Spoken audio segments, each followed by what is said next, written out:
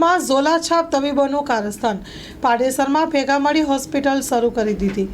પોલીસે અધિકારીનું નામ પણ આમંત્રણ પત્રિકામાં આપ્યા બાદ જ તબીબ અસલમ વ્યથિત।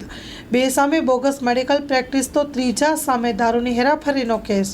એસઓસી દ્વારા બબલુ શુક્લા સામે બોગસ મેડિકલ પ્રેક્ટિસનો ગુનો નોંધાયો હતો। પાંડેસરા પોલીસે પણ આ જ રીતના રાજારામ ડુબે સામે ફરિયાદ નોંધી હતી। ડોક્ટર જીપી મિશ્રા સામે તો વર્ષ 2022માં દારૂની હેરાફેરીનો કેસ નોંધાયો હતો। સ્ટોરી રિપોર્ટ બાય સુરતી સતીશ કુંભાણી સાથે કેમેરામેન ચિરાગ રાજકોર। ગુલશન મુસ્તફા સાર્વજનિક ટ્રસ્ટ આયોજિત 13મી સમૂહ શાદી।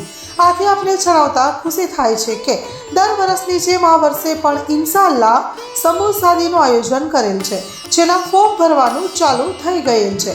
સમૂહ શાદીના ફોર્મ છેલ્લે તારીખ 10/12/2024 સુધી સ્વીકારવામાં આવશે। સમૂહ શાદી ઇન્શાઅલ્લાહ તારીખ 19/1/2025 રવિવારે યોજવામાં આવશે।